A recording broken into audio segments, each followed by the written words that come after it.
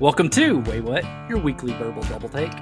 This is a rabbit hole podcast where a couple of old guys do moderate to shallow dives into various topics, ranging from true crime, paranormal, sports, pop culture, or anything else that we find interesting. We drop episodes every Tuesday, and then on Fridays if we feel like it. You can follow us on Facebook, X, TikTok, and Instagram. We appreciate you joining us. Now that we got all this self-promotion stuff out of the way, here. Yes, it is that time again for your weekly verbal double take. My name is Jason, and joining me as always and being introduced for the 50th time is Darrell. Yeah. Yeah. The 50th time out of how many episodes? This is our 100th episode. Yay! Yeah. Since I don't have like one of those little soundboards or nothing. Yeah. Yay! We finally hit that century mark, Darrell. And when we started this, I wasn't sure how long we would last. But at least at the conclusion of this episode, we have at least made it to 100. Yeah, we've already been doing this now for over a year. Over a year, about a year and a half almost. Yeah, over a year. Now we're hitting a milestone. So, yeah. Am I supposed to bring up your tie, or are you just going to talk about it at some point? No. It's a special episode, so I thought I'd wear a tie. Well, you look snazzy. And it just happened to be a Halloween tie, so hopefully this airs very close to Halloween. And for the people that are listening, not watching, Jason is wearing a tie with a black t-shirt. That's right. I don't feel classy. like wearing a collar shirt. I should have busted out with my tuxedo shirt. That would have been really classy. Super classy. Well, Darrell, since this is our 100th episode, I'm going to do something a little different. Okay. Every episode Darrell and I have done up to this point have been rooted in facts, true life events. True life events or stories that made us say, wait, what? Mm-hmm. But this episode will not be like that. Instead, I hope to make you say, wait, what? As this episode will be a little bit of an opinion piece or an idea piece that I have. I'm going to throw around a few of my own ideas or opinions for us to talk about. First, with us being our 100th episode, let's reset this scene, if you will. Darrell and I grew up together in a small town in Texas. Crandall, to be exact, for any of you wannabe stalkers. We have known each other for about 40 years, and yes, that is a long time, and yes, we are old. Yeah. Our topics have varied weekly, and we are a rabbit hole podcast, meaning we have touched on topics of all kinds, including true crime, weird-ass sports, weird-ass crimes, English language oddities, and cool animal shit, just to name a few. We are also not privy, this is very important, we are also not privy to each other's topics. The reactions you get are real. Yeah, I have no idea what he's planning on doing, and the fact that he said he's going to go off of away from what we normally do has me a little nervous. And no, it's going to be anxious. A good conversation piece for us to talk about. It's not going to get too crazy. But we don't know each other's topics, so the reactions you get are real. So when I'm looking dumbfounded at something what Darrell's bringing up, it's probably because I'm actually dumbfounded at what something Darrell brought up. Or whenever I'm furious that Jason thinks that rest stops are safe to stop at in the middle of the night, I'm actually furious. Oh, man. Oh, we like fart and dick jokes. Our humor at times can be dark. And we may not be for everyone. And yeah, that's how we usually stray towards the dark or stay in the dark more than we are in the fluffy light. And we may not be for everyone, and we're okay with that. Even though I will never understand how people can turn off our sexy radio voices. Anyways. I'll admit now, I don't have a sexy voice. That's why anybody that listens to us on the podcast, because I don't tone down my Texas accent. I'm grateful for you sticking through it, especially all you Yankees and you Canadians and you Brits and other Europeans. Oh, and you Aussies. Well, the Aussies, you got your own crazy accent, so I think you can handle ours. But just the fact that many people have kind of stuck with us on this from all over the country and all over the world. Thank you. I mean, especially Canadians. I really would have thought I would have run them off by now because I don't always say nice things about Canada. Nadia. Canada. Hey, well, yeah, thank y'all for sticking around. It's been a fun ride. But besides accents go, everybody has a weird accent. It's true. Everyone does have an accent.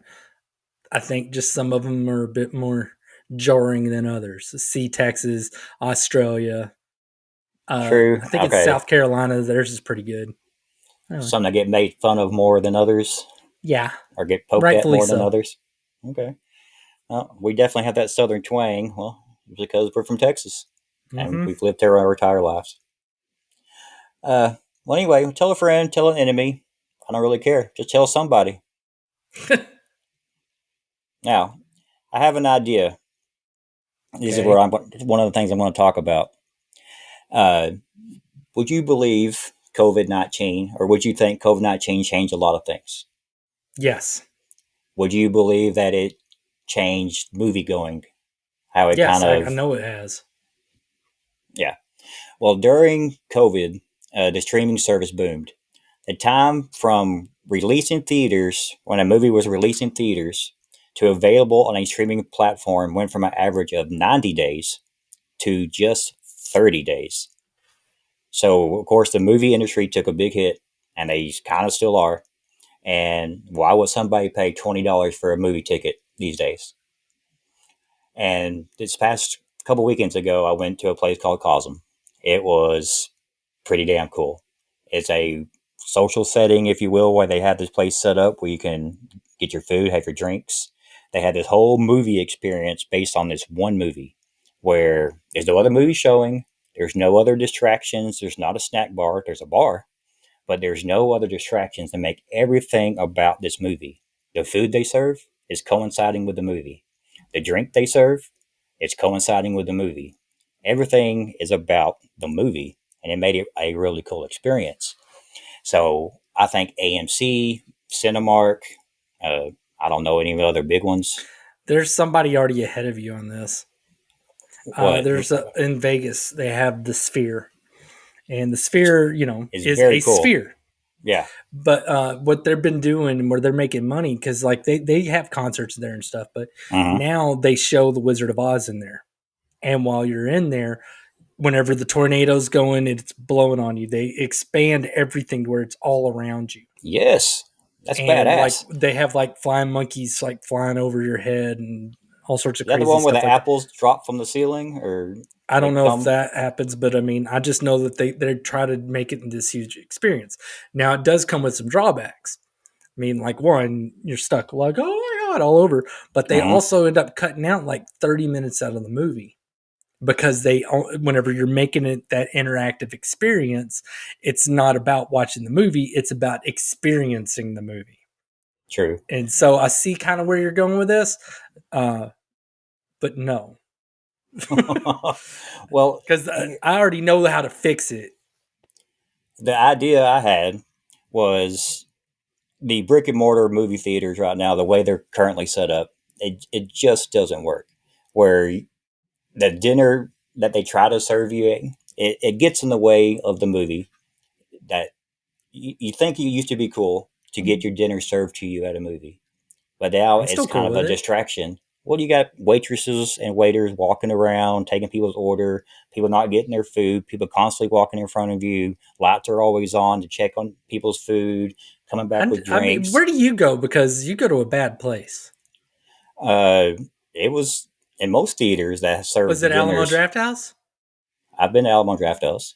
I don't really get a lot of lights that you really respect the experience. That, and I mean, like most of them, it's just a matter of like push a button and they like walk over. Yeah, what can I get for you? It's not that big a deal. Now, I'm still already disagreeing with you because the problem with the brick and mortar movie theaters. Mm-hmm. All right, imagine, Jason. Imagine you had Jason's tie shop. All right, since you're wearing a tie, that's what I'm thinking of. Jason's tie shop, and you were selling ties, and they were great ties for years. But then there's like a silkworm, uh, like extinction or whatever, a bad thing. Like where a lot of silkworms die, and you still need ties to sell. So you get ties wherever you can. So you end up getting these cheap Chinese knockoff ties with knockoff silk in them. And all of a sudden, the quality of your ties isn't good anymore. Now, the solution to your problem is not going to be, I'm going to make it a whole tie experience now, a special tie experience where you come in and I wrap a tie around your neck and then we dance, we do the tie dance. No, your problem is quality of product. That's what's been killing theaters. The actual quality in movies has dipped drastically, even like prior to COVID. It's just that once we got in the habit of not going, and movies suck. The writing sucks. They are not doing what they can to appeal to the most people. They're trying to appeal to like a small amount of people. They're trying to appeal to China. They're turning things into an assembly line where it is like, okay, we have a guy in a super suit. We have a beam in the sky. They fight the people. The beam in the sky goes away, and then all the bad guys fall down. So it is movie theaters have had a problem with the quality of their product that they are selling, not how they're trying to present it. Anyways, now go on and let me hear your dumb idea. Well, what you're just saying is very true. The movie itself, the industry itself, I can't remember of a big blockbuster movie that everybody's like, "Holy shit, we got to see this." That's come Deadpool out. and Wolverine. That maybe that one has been the only one that's come out since after COVID. That everybody was like, "Got to go to the movies, got to see it the first night it comes out." Everybody Well, rushed to the theaters. But now Spider-Man: Brand everybody, New Day, but that was during COVID or during the ass end of COVID. I only but know my because whenever I was going to go watch it in Vegas, I caught COVID. Anyway, go. no, but to get people to come back to the movie theaters, it's not just about the cool movie experience. You got to make it a place that they actually want to come to and watch a movie. Because I go to these places now and I expect a certain level of comfort that I could get at my own house in my own chair. If I go to a movie theater and sit in a crappy chair that I'm elbow to elbow with somebody, I'm not going to feel as comfortable as I would be if I was sitting at home. So you know how uh, concerts and basketball arenas and baseball stadiums, they all have these suites set up where you can watch a movie private. God. What if you could rent a suite where you have your own private movie theater suite where you have 6 or 7 of your people that you go with. You have your dinner served to you prior to the movie starts, and the movie starts at whatever time. And then you have these nice, comfortable couches that nobody else is around you, and you can watch the movie that way. Watch the fucking movie at home. Well, that's what I'm talking about, Jesus making the Christ, screens, Jason. making it bigger, No, making it that's more horrible. sound. You got How to many get people to people? come back to the theaters. How many suites? And think about this. All right, what if somebody's noisy in the suite next to you because they decide to have a party in there or a fuck fest? Because I will say that is one of the advantages of movie theater seats. You can't fuck in them, so I don't have to worry about sitting in a puddle of jizz. If you I guess it want that depends on the experience, theater. Jason, go to the drive-in theater. It is 45 Mm-mm. minutes that way. It's Go hot. You there. can barely hear it. That's not appealing to What do go you sit mean in a you barely car. hear it? You hear it through your radio. Turn your radio up Well, that's what I mean. You got to sit in your car to with the AC watch a running. movie. Yeah. Oh my god! No Oh, place no is going to way. build suites like that is a. Mm. You are never allowed to run a business. You should go look at this Causing place and it'll make you think again of how they got all this shit set up. It's a social It's an experiment in a event. sense. Right. A It's an movie event. going should be an event, not just pay Chase, $20 and we're going to give you shitty seats and a shitty screen to come watch a shitty movie. it's At not a least make. shitty screen. I mean, the whole purpose of going there is to see it on an extremely large screen with Mm-hmm. large speakers that you can't have at home. That's the one thing you're buying there. That's it. Is that you are getting a giant screen with giant speakers that would not fit in your house. If you want Mm-hmm. anything outside of a giant screen and giant speakers, watch the fucking movie at home. All right. Well, you know how everything is streaming now. You pay $5 a month for this one, $10 a month for Oh whatever. god, yeah. No, I've been rethinking a few of them. Would you ever think that AMC or Cinemark or any of them could get to a point where they could have subscription service and show new movies at home? They do. Some of them still have a subscription model where you could actually you pay so much a month and then you can go to as many movies as you want. I used to do that. Okay. The AMC stub member where you pay six Well, dollars a I think month. I had mine with Alamo Drafthouse, and it was right. And it got shut off right whenever COVID kicked in, but I could go to as many movies as I wanted. What about the subscription service? Is there a certain rule that movies can't be streamed directly Well, no, it wasn't a to your home streaming. screen? You had to go to the theater. I You just mean, got to not going go. to a theater, cutting out the theater and Then you streaming. just wait the extra couple months and watch the fucking thing at home. That's what I'm talking about. AMC is lagging All right, behind in here's the how it works streaming now, part. Jason. All right, here's how it works now. And I'll use Superman as an example. All right, so Superman came out in July. All right, Okay. came out in July. It didn't do as well as they wanted. And then I want to say in late August, mid to late August, they made it available for video on demand, where you could pay Amazon or a couple other streaming services like $20 Uh-huh. and you could watch that movie at home.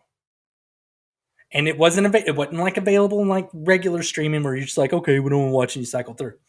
That didn't happen until I want to say mid September. Yeah, mid September is finally whenever they put it on like HBO Max. So that's your stages now.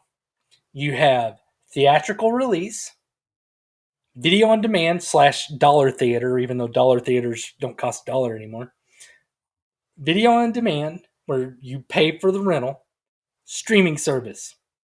You've got those many steps.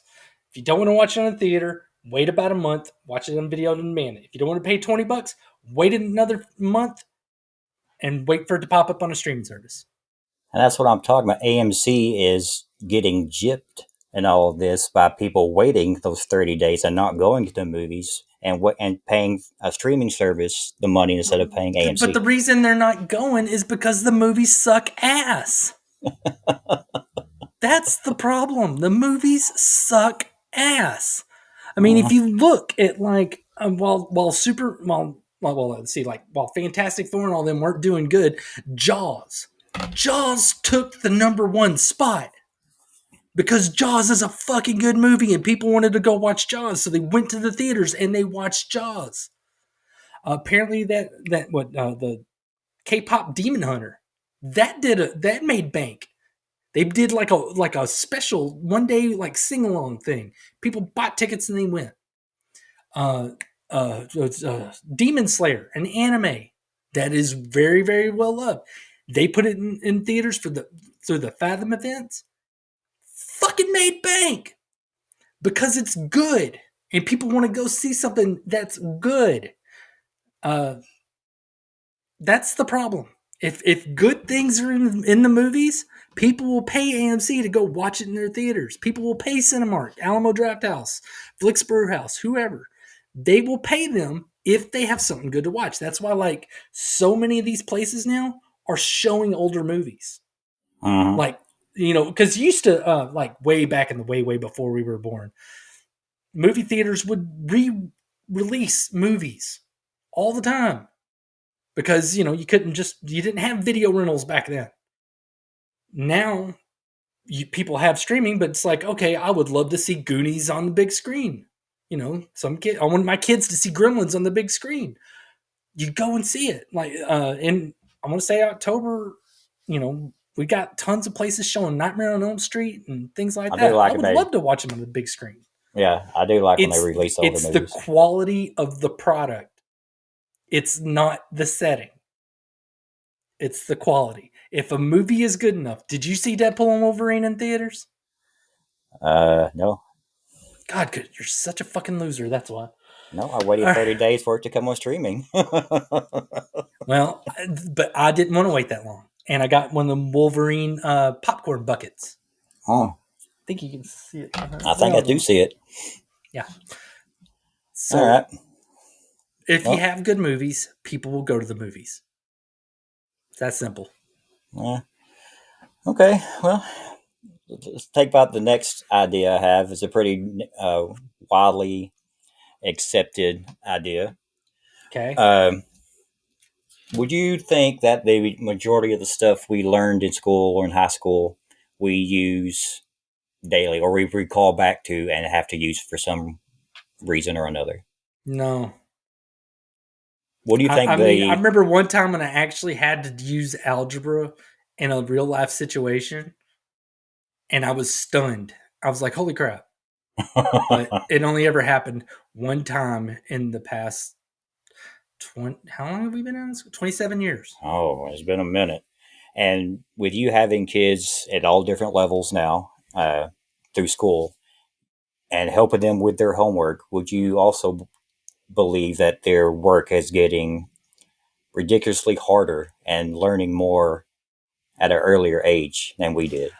Not really. No, you I, don't I think they're pushing more on them quicker I than? think. I mean, I hate new math. I will say that. I don't understand why they changed math. I don't get it.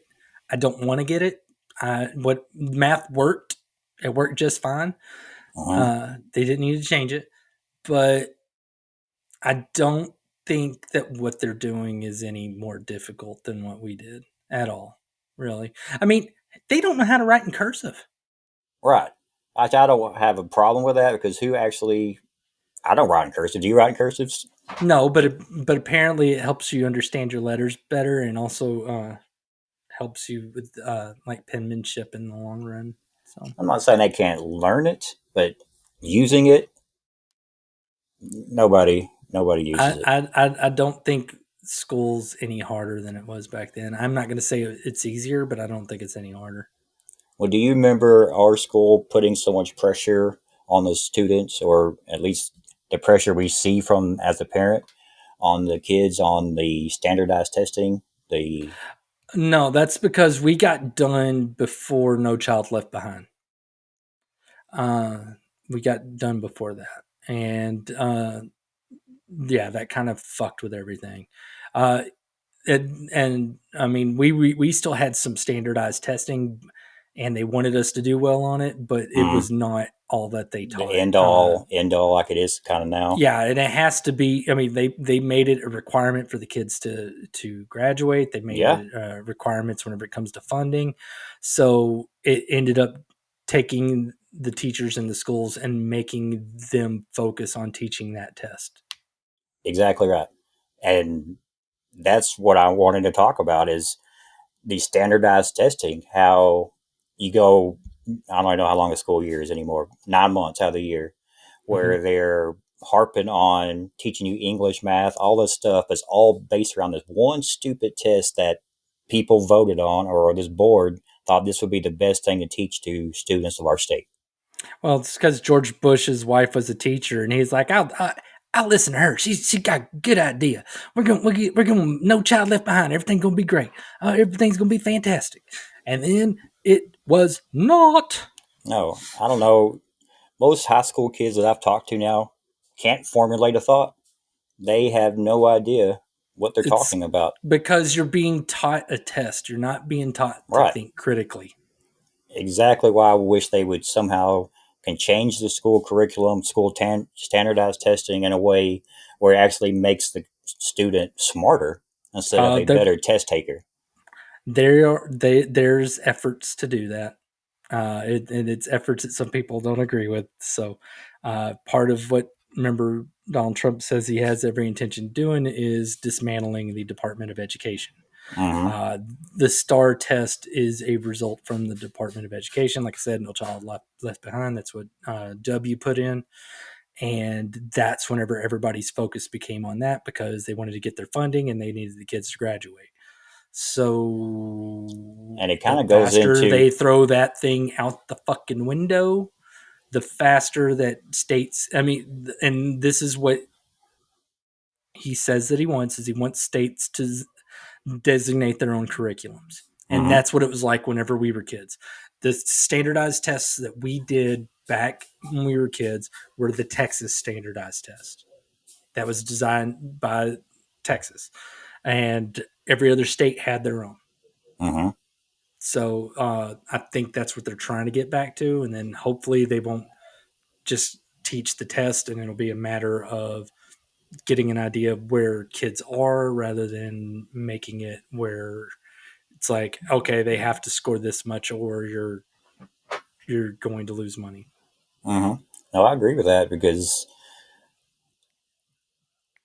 I don't know how my kid would do in college if he was to go to school this year because of his last several years in high school. I don't think he learned very much of just because of the way school is structured now, where they're given work, but they're not really given any kind of. I never seen him write a paper. I never seen him do any kind of homework, any kind of critical thinking skills. It was all done very easily, kind of push them through, make sure you pass this test, and everything else is kind of. I I don't know. I mean, I was going to be a teacher, and then I decided, oh my god, that's not the right path for me. After I was Mm, this close to being a teacher, uh, and it, um, I mean, I'd hope whenever it goes back to the state level, and the way that I've always looked at things is I would rather things be as close to the people involved as possible. So if it yes, is just if the education curriculum is decided at the state level, then if we don't like what they do, it's going to be easier to vote to get that changed because yes, it's just a matter of Texans voting and Texans getting it changed instead of whenever you're like somebody in Wyoming who's wanting to change something federal, but you're going up against the behemoth California and Texas and everywhere yeah, else. that But gerrymandered whenever it's at anyway. the state level, you can make sure that it is representative and your kids are getting out of it. And on top of that, it's easier to run for a state office than it is like a federal office. Yeah, It's like I don't like this, I'm going to run for state senate or board member or whatever. So yeah. And I just wish they would teach them real life stuff, real life scenarios, shit that they can actually use when they get out well, of they've school. never really done that. I mean, the only time I ever had anything to do with like real life issues was my home ec class, Yeah. and another class that was like that. We had to learn how to balance a checkbook. We had Mm-hmm. to understand how mortgage rates work. Yeah. The We stock did market was a cool thing to learn about. Yeah, we would do things like that. Now those were special classes. Biology, I just learned biology. English, I'm sorry, but reading the Scarlet Letter did not help me anywhere in my life. No, Um, and being able to write a paper on it didn't either. no, Uh, History, being able to recite what they told me, no. But I mean, it did spark that whole like I love history, so yeah. I was kind of Learning history is important. You have a learning every single date in American history. that's just a matter of working your brain out and stuff. Now, Mm, college, even for me, like college was still shock for me. I mean, I'm glad I went to community college first. It was high school with ashtrays. They kind of eased you into it with those lower level courses, and then by the time I hit the university level to go get my bachelor's, it was still culture shock. Whenever it's like, okay, you're going to write two papers, that's all you got. okay, Yeah, and that's all you get. What? Yeah, you get two grades. You better hope you do good on them. yeah. It was Ah, a shock to me too. but and so I think no matter what, it's always going to be a shock for anybody. That I mean, because like I said, the lower level college courses are still kind of like high schooly a 13th bit. grade. Yeah, 13th grade. Yeah, you're still reciting dates and places and stuff like that, Uh-huh. and you're starting to get introduced to that college writing style. But I mean, I'll never forget like the writing style that I had to go to from community college to university level, and I'm good at writing papers. I'm damn Yeah. good at writing papers. I mean, hell, when that it was what 8 9 years ago, I was writing papers for money. I'll tell you who afterwards. Somebody we went to school with in college and started writing papers for. Yeah, I know. I agree with the way college is now and leaving a lot of the, I don't know who you want to call them, in the world today are saying how much college is much of a scam. How they charge you $50,000 a year to go to school, and they're not really teaching you anything. Well, I mean, yeah, no, it is a scam. Uh, it used to have more value to it. whenever it's one of those things where it's kind of like a supply and demand thing. Mm-hmm. So back whenever we got out of high school, and I mean early 2000s, there were a lot of places that would say degree required. And it was a Yeah. way of reducing the applicant pool and making sure that they had who they didn't care what your fucking degree was in. That started to go away as more and more people started making it through college. And now you got all these insanely specific degrees that people want. It's like, okay, yeah, we're looking for somebody with a degree in computer science specializing in robot dog buttholes. You know, oh, okay, yeah, that's what I majored in. Um, there's a surplus of those.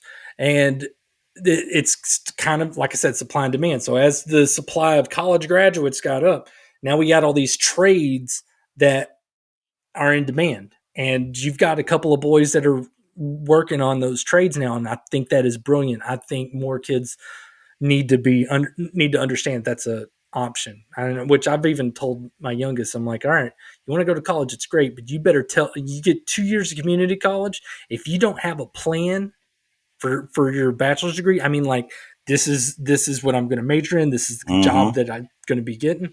I'm not paying for it. And I will tell you to go learn a fucking trade. You go learn to be an electrician, Yes. HVAC repairman, plumber, uh, carpenter, any of those trades, because that is so needed nowadays, Absolutely. and there's Yeah. tons of money in it. Yeah. Three of my oldest kids are in the trades. We got a home repair, we got a HVAC, and we got a plumber. Oh hell yeah! I can't wait till your kids are great at it, and then you're gonna be all like, "Oh, my AC's out. Get your ass over here. Oh, yeah, I'm You gonna owe start my me, own business. motherfucker." Yeah, I'm gonna start my own business. They're gonna do all the work. I'm just gonna I do was the. just gonna say, just so they can repair your house, so you don't have Oh to, yeah, because you've had some catastrophic home repairs at like the worst times. yeah, And yes, so I like that you're breeding your own repairman. yep. I said I know how to take care of the yard. I got someone that knows how to do the HVAC now. I got someone that does the plumbing and all the general repairs. I'm set.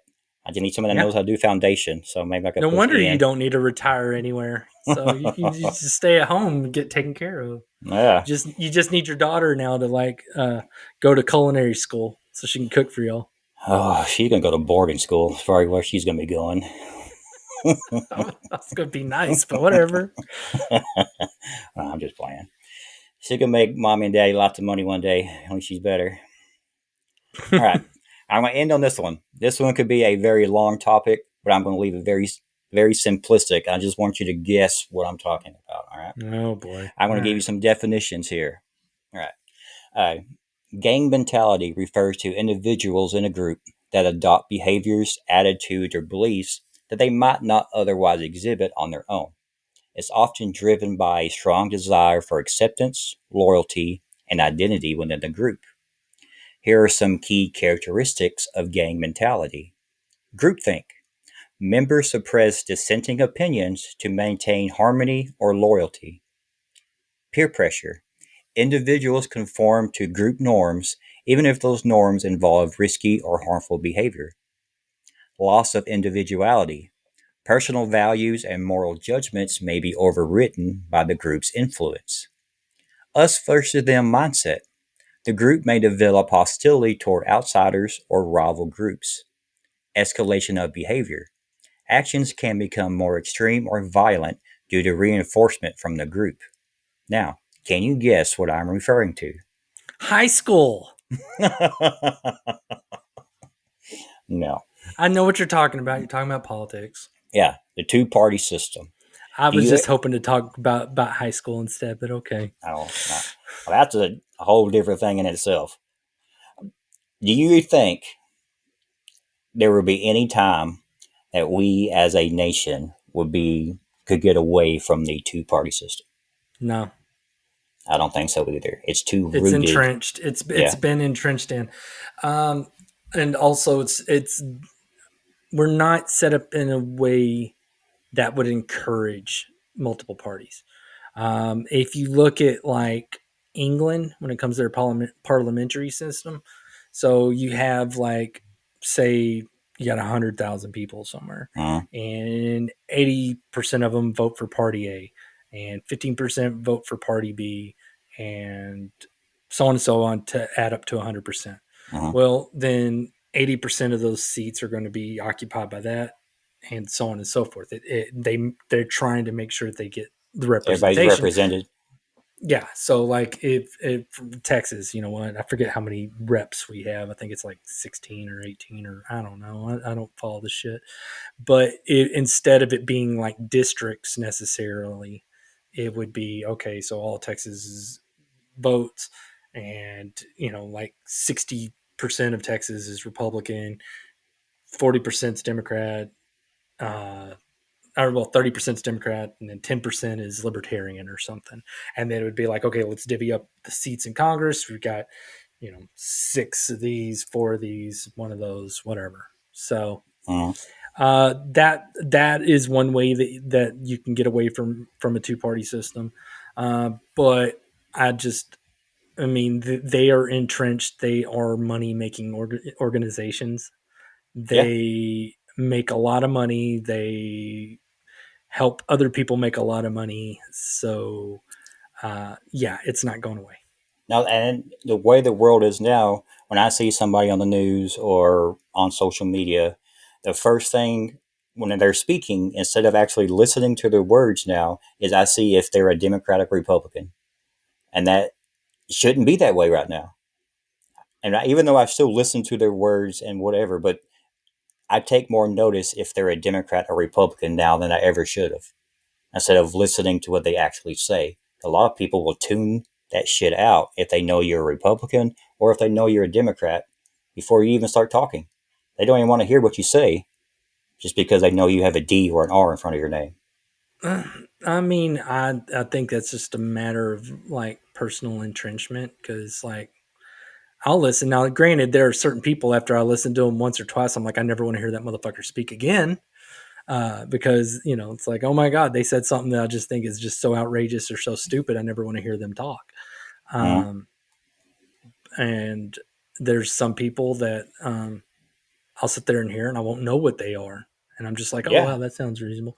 Uh, but I now keep in mind, I'm not as well informed as other people.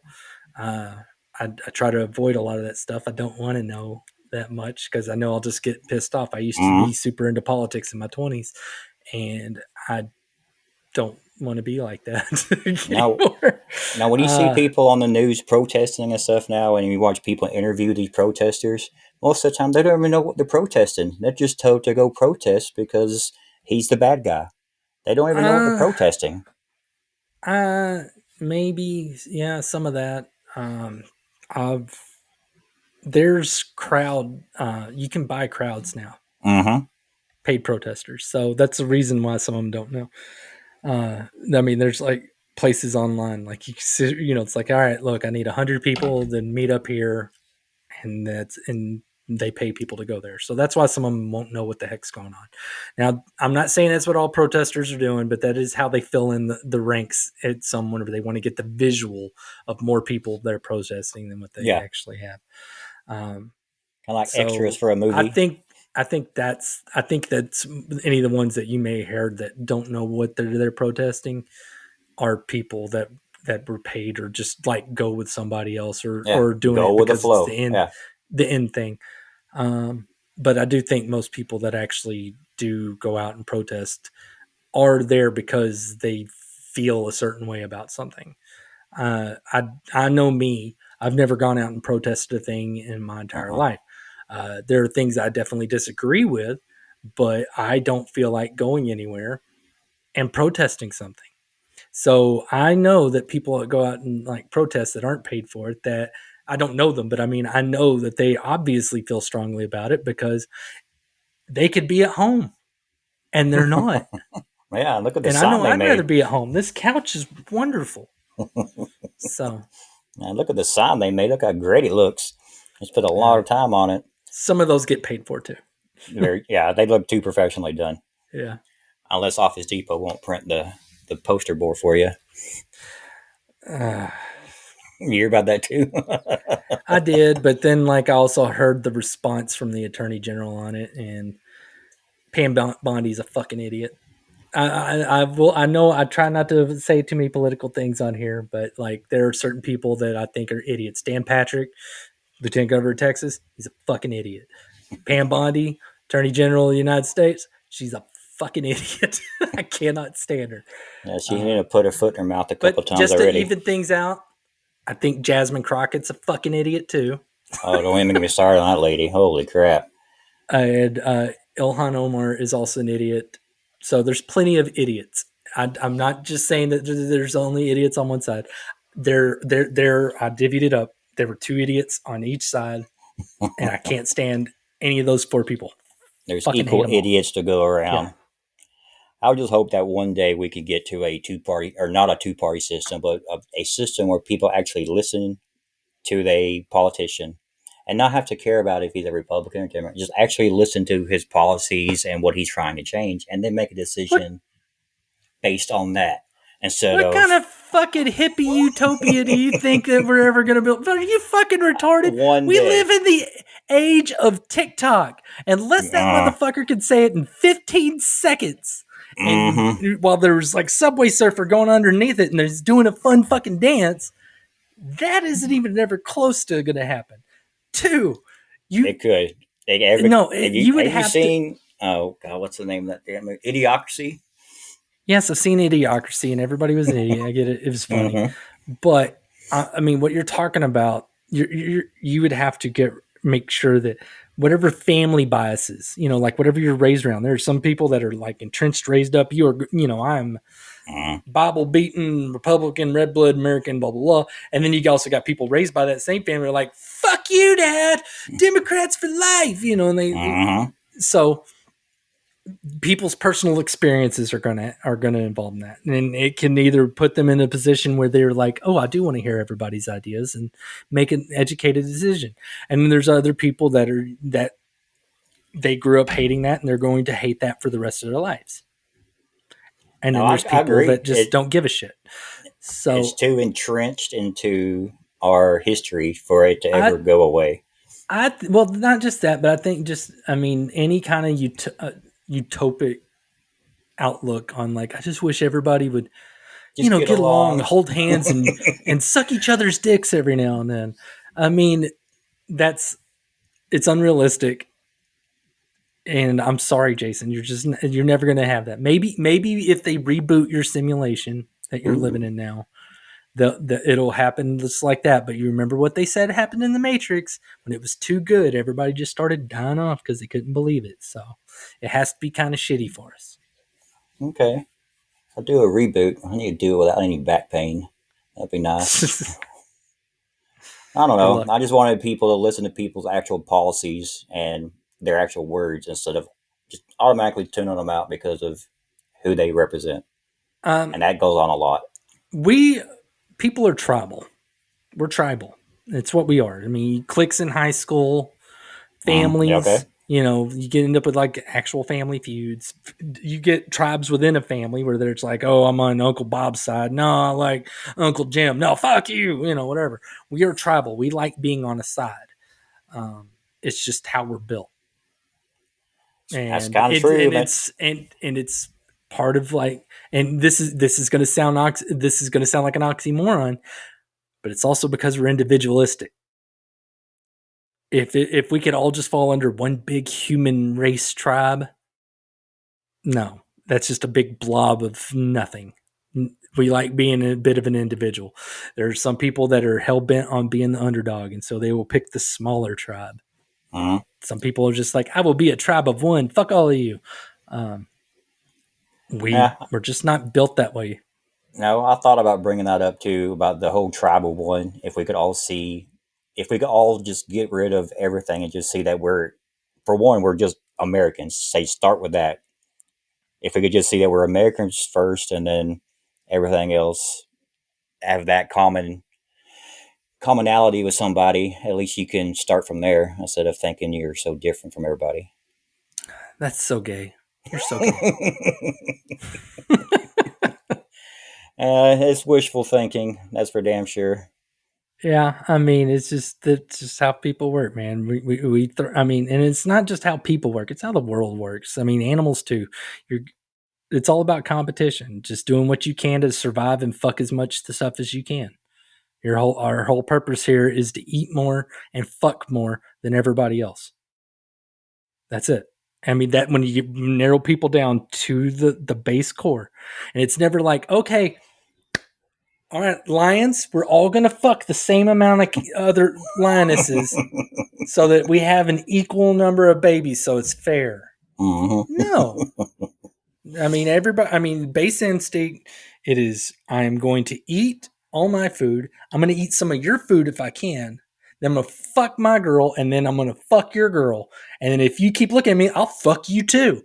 You know, that's just how we work. And that's why you end up having to have like things like religion and government to sit there and say, "Hey, eat your own food and take your dick out of that guy. He said no." That is true. There's So always a yeah, side it's to just something. it's I mean, there's a lot of things that we go against our instinct on as it is, you know, because I mean that's what makes us civilized and human is that there are certain instincts that we resist. And what you were talking about, this big whole giant kumbaya bullshit, that's asking way too much. Too many people to go against too many instincts. You get everybody under this big kumbaya banner and everybody's like, yeah. And then we'd all go to like a big prayer drum circle thing together. And then the one guy that was like, yeah, everybody get over there. He'd blow all y'all up and then fuck all the ladies that y'all were ignoring while you were having your drum circle. Yeah. And he's like, all right, I'm in charge now. That's just how that bullshit works. We're never going to get away from that. Yeah. Human existence or human nature. They're always going to find a way to fuck things up. Mm-hmm. Yeah. Well, so I had one more topic, but I think I'll hang on to that one because that one is probably gonna be a whole discussion in itself. I kind of had fun going without a script, just going with things I've thought about and kind of throw it out there and have a discussion with you about it. I feel like I've been taken advantage of because you knew that I like to go on these big long rants whenever you poke at me in certain ways. No, I knew you would have insight on all this and would be able to. I didn't even know you were going to talk about this when I wore my unpaid movie critic shirt. And you sit there and you go right at the beginning. You're like, oh, Darrell loves movies. I know where to start. And then I'm like, ah! And then I get going. And then you're like, oh, okay, that was great. Let's talk about politics. Let's talk about school education philosophies. Mm-hmm. Ah! Yeah. Sorry with one to get you riled up a little bit. Yeah, I noticed. That was fun though. I may have to do that, revisit that with some other ideas or just random thoughts throw out there and talk about. Or if y'all hate it, say so in the comments so he never makes me do that again. Yeah, or if you hate it, either way, a comment is a comment. But engagement. Yeah, engagement, damn it. Talk to us. No. But that would do it. But say check back with us next week. And we'll tell you another topic. For 101st episode. For 101st episode, yeah. Glad we're not putting the numbers on the thumbnails anymore. That was a good idea a long time ago to take those off. Yeah. Well, happy 100th episode, Jason. Yes, 100 episodes. Here's to the next 100, Darrell. Yep, let's do it. Yep. All right. We'll see y'all then. Later. Thank you for joining us for this episode of Waywut. This show's available on YouTube, Good Pods, Spotify, Apple Podcasts, and pretty much anywhere you listen to podcasts. We love to hear from you. Please comment on what you just listened to, pass along episode ideas, or just talk to us at Waywut Podcast in our Facebook group or on TikTok, Instagram, or X. Again, we really appreciate you joining us. Come back again to hear about some stuff that will make you say, "Wait, what?"